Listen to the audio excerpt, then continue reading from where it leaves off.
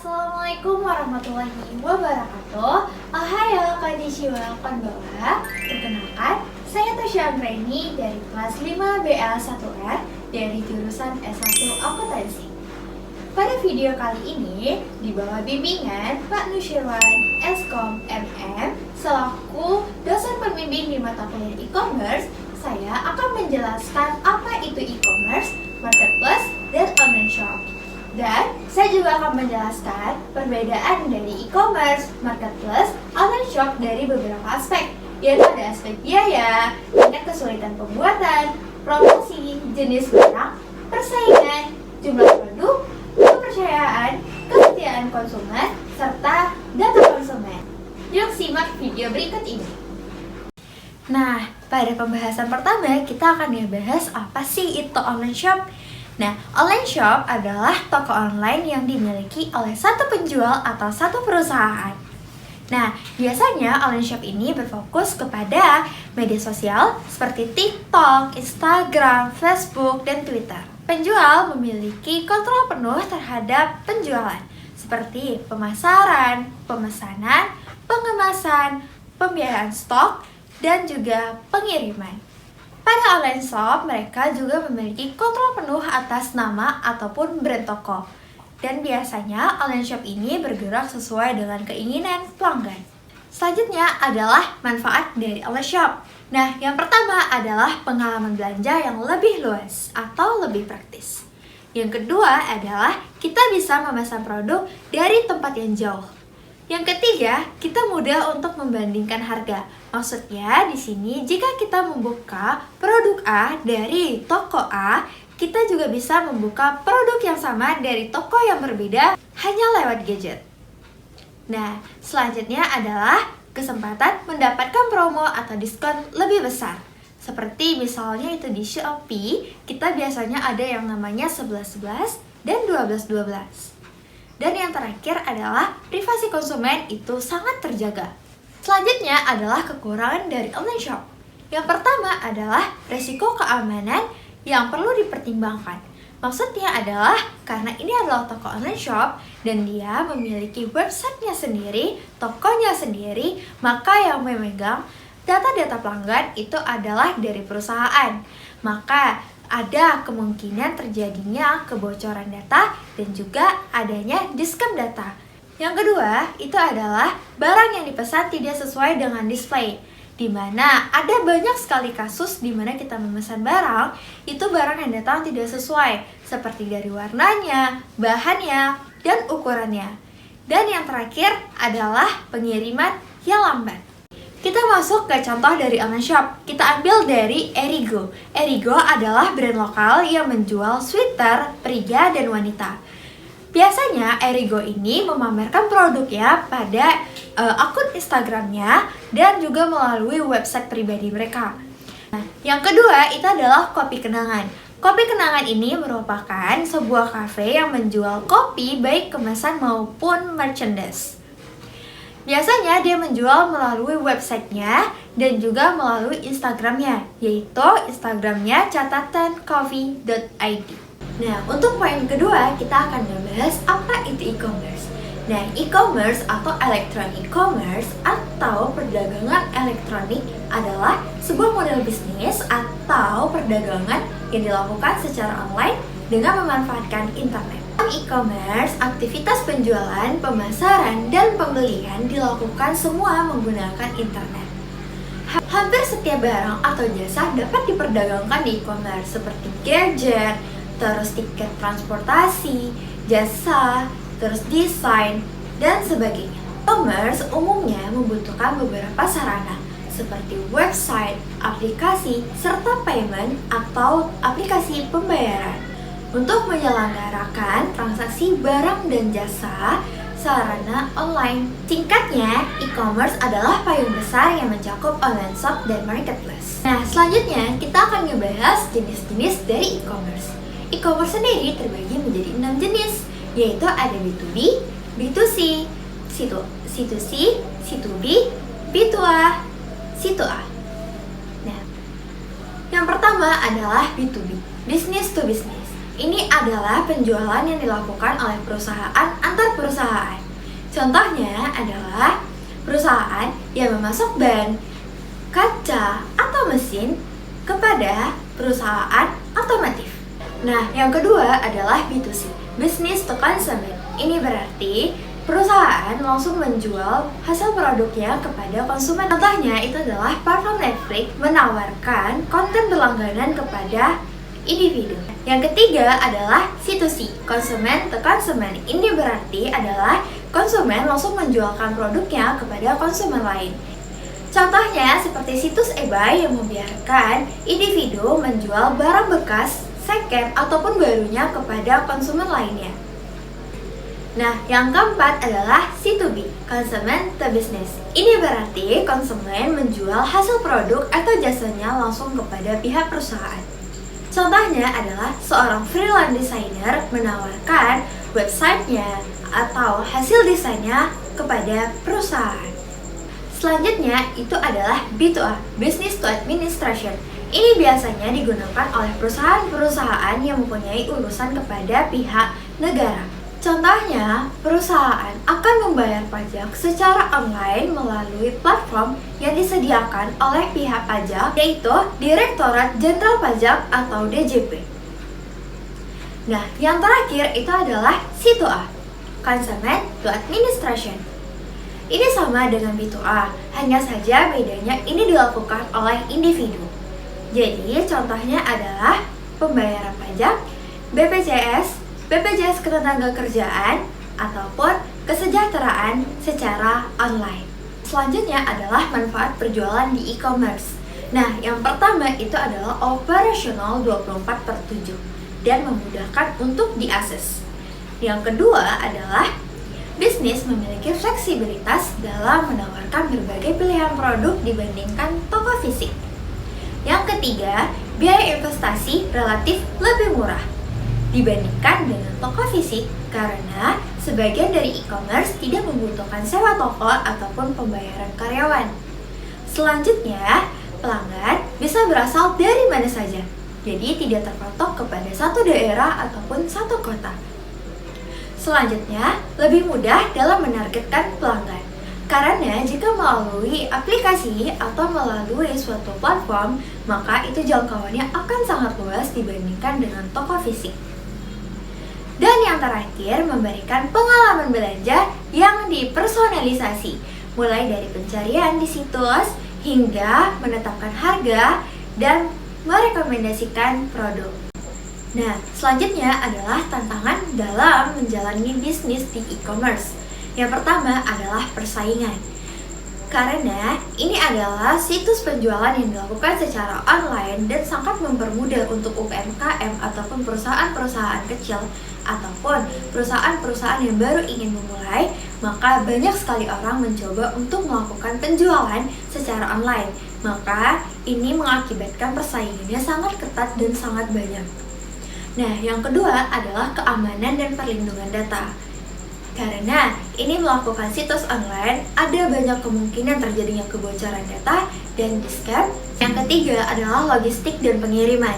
Nah, tantangan yang ketiga adalah logistik dan pengiriman. Tidak sedikit kejadian di mana pengiriman itu terjadi sangat lambat, itu membuat para konsumen merasa tidak puas dan adanya logistik yang terhambat. Dan yang terakhir adalah kepercayaan pelanggan. Nah, contoh dari marketplace sendiri adalah Shopee, Tokopedia, Blibli, Bukalapak, Lazada, ada Amazon website, terus Alibaba.com, serta Walmart. Jadi kesimpulannya adalah e-commerce itu merupakan semua aktivitas jual beli online. Contohnya seperti yang udah dibilang tadi, bahwasannya itu mencakup Shopee, website brand, Instagram Shop. Dan yang kedua itu adalah marketplace. Jadi, marketplace itu adalah platform jual beli dengan banyak penjual dan pembeli. Contohnya seperti Tokopedia, Lazada, dan Bukalapak, dan persaingannya sangat tinggi. Itu mencakup harga, rating, dan promo. Dan yang terakhir itu adalah online shop atau toko online. Ini contohnya seperti toko di Instagram, toko di WA, ataupun di website pribadi. Lain persaingannya lebih fokus ke branding dan promosi. Singkatnya, e-commerce adalah wadah besarnya, marketplace itu adalah toko yang ramai dan kompetitif. Sedangkan online shop itu lebih personal tapi butuh usaha serta promosi sendiri. Nah, pembahasan selanjutnya adalah perbedaan e-commerce, marketplace, serta online shop dari beberapa aspek. Yang pertama adalah biaya, yang kedua tingkat kesulitan pembuatan, yang ketiga jenis barang, yang keempat itu adalah promosi, yang kelima persaingan, yang keenam jumlah produk, yang ketujuh kepercayaan, yang kedelapan kesetiaan konsumen, dan yang kesembilan adalah data konsumen. Nah, kita masuk yang pertama, yaitu adalah biaya. Kalau dari sisi online shop, itu biaya awal dominan lebih tinggi. Karena kalau menggunakan online shop, kita harus membangun website sendiri, beli hosting, update sistem, dan promosi digital. Kalau dari sisi marketplace, itu biaya awalnya sangat rendah. Tapi biaya jangka panjangnya bisa besar karena adanya potongan komisi, terus promosi pembayaran, dan layanan tambahan. Kalau dari sisi e-commerce, itu dia bervariasi, tergantung dari platform yang kita gunakan. Apakah kita menggunakan marketplace atau kita menggunakan website sendiri. Jika kita menggunakan e-commerce, kita bisa mendapatkan biaya yang gratis jika kita lewat Instagram ataupun medsos pribadi. Tapi kita juga bisa mengeluarkan biaya yang mahal apabila kita membuat sistem e-commerce itu sendiri. Tingkat kesulitan pembuatan. Kalau dari sisi online shop, itu dia berawal dari sedang hingga tinggi. Karena harus membuat website sendiri untuk menjual produk lengkap dengan sistem katalog serta pembayaran dan juga pengiriman. Kalau dari sisi marketplace, dia itu sangat rendah karena cukup daftar sebagai penjual di platform seperti Tokopedia atau Shopee, lalu unggah produk dan mulai jualan. Nah, kalau menggunakan e-commerce, dia itu bervariasi karena e-commerce mencakup online shop dan juga marketplace. Jadi, tingkat kesulitannya mengikuti e-commerce mana yang kita pilih. Nah, selanjutnya dari aspek jenis barang. Kalau melalui online shop itu cenderung lebih terbatas. Biasanya hanya menjual produk pribadi atau produk yang dihasilkan dari usaha itu sendiri. Nah, kalau dari marketplace itu sangat beragam dan luas. Karena marketplace mempertemukan banyak penjual dengan produk yang berbeda. Nah, kalau dari e-commerce itu sangat bervariasi, tergantung jenis bisnisnya. Apakah dia menggunakan B2B, B2C, C2C, atau yang lainnya. Bisa berupa fisik seperti elektronik, pakaian, ataupun makanan. Atau secara digital seperti software, e-book, dan kursus. Nah, selanjutnya adalah promosi. Yang pertama itu dari online shop. Biasanya dilakukan secara sendiri oleh pemilik toko. Bisa menggunakan digital ads seperti FB, IG, atau Google Ads. Atau menggunakan SEO website, atau bisa juga menggunakan email dan WhatsApp. Serta bisa juga menggunakan diskon dan kupon dari situs pribadi. Nah, yang kedua adalah marketplace. Ini biasanya dilakukan oleh platform itu sendiri, seperti Shopee, Tokopedia, dan lain-lain, dengan melakukan flash sale, gratis ongkir, cashback, dan voucher toko. Dan yang terakhir adalah e-commerce. Promosinya biasanya dilakukan secara luas dan fleksibel. Bisa gabungan antara marketplace dan online shop dengan menggunakan berbagai kanal digital seperti iklan media sosial, Google Ads, email marketing, SEO, dan afiliasi. Nah, selanjutnya adalah persaingan. Nah, kalau melalui online shop itu persaingannya lebih terbatas. Tapi online shop diharuskan untuk bisa mendatangkan traffic ke website sendiri. Nah, yang kedua adalah marketplace. Persaingannya paling ketat karena produk serupa muncul bersebelahan. Algoritma marketplace itu menentukan visibilitas produk, seperti harus paham optimasi atau SEO marketplace. Nah, yang terakhir itu adalah e-commerce, sangat luas dan kompleks karena mencakup semua jenis bisnis digital, bersaing dengan brand besar, UMKM, hingga pemain global. Selanjutnya adalah jumlah penjualan. Kalau dari online shop itu relatif lebih kecil karena dikelola oleh satu penjual atau per orang serta UMKM. Kalau melalui marketplace itu paling besar karena banyak penjual dan pembeli dalam satu situs. Kalau melalui e-commerce itu dia bervariasi, tergantung skala bisnis, apakah bisnisnya besar atau kecil. Selanjutnya adalah kepercayaan. Yang pertama itu adalah online shop. Online shop itu lebih rendah dibandingkan dengan marketplace karena konsumen menilai dari desain web, kemudian transaksi, testimoni, kontak pelayanan, dan jaminan. Selanjutnya adalah marketplace. Ini biasanya kepercayaannya lebih tinggi karena adanya sistem escrow atau COD, terus tersedianya ulasan dari pembeli lain, serta tersedianya sistem complaint ataupun return. Dan yang terakhir adalah e-commerce. Ini bergantung pada reputasi merek ataupun sistem keamanan situs. Karena konsumen akan percaya jika website terlihat profesional, adanya sistem pembayaran aman, testimoni positif, dan nama brand sudah dikenal. Selanjutnya adalah kesetiaan konsumen. Kalau dari online shop itu lebih tinggi jika pemilik toko berhasil membangun hubungan langsung dan personal dengan pembeli.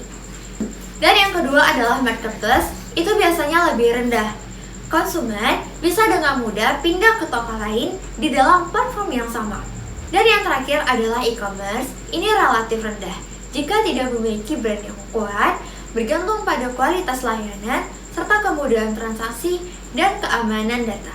Nah, yang terakhir adalah data konsumen. Nah, kalau dari online shop itu kurang aman karena data konsumen sering disimpan secara manual, misal di chat ataupun melalui spreadsheet. Tidak semua penjual itu menggunakan atau memiliki sistem keamanan. Resikonya, data bisa disalahgunakan oleh penjual, seperti spam ataupun jual data. Nah, kalau marketplace itu paling aman karena memiliki sistem keamanan yang tinggi, terus data konsumen tidak diberikan langsung kepada penjual, tetapi itu disimpan oleh platform. Konsumen juga bisa melihat kebijakan privasi dan data konsumen hanya digunakan untuk rekomendasi produk, promosi, dan riset pasar. Nah, yang terakhir adalah e-commerce. Itu cukup aman karena e-commerce besar biasanya memiliki sistem keamanan data seperti enkripsi, firmware, dan kebijakan privasi. Hanya saja, resikonya jika terjadi peretasan atau kebocoran data, maka data konsumen bisa bocor ke pihak lain. Nah, teman-teman, mungkin cukup sekian materi yang bisa saya sampaikan. Semoga materi mengenai e-commerce ini dapat teman-teman realisasikan di dalam kehidupan sehari-hari. Apalagi buat teman-teman yang ingin memulai untuk membuka usaha. Cukup sekian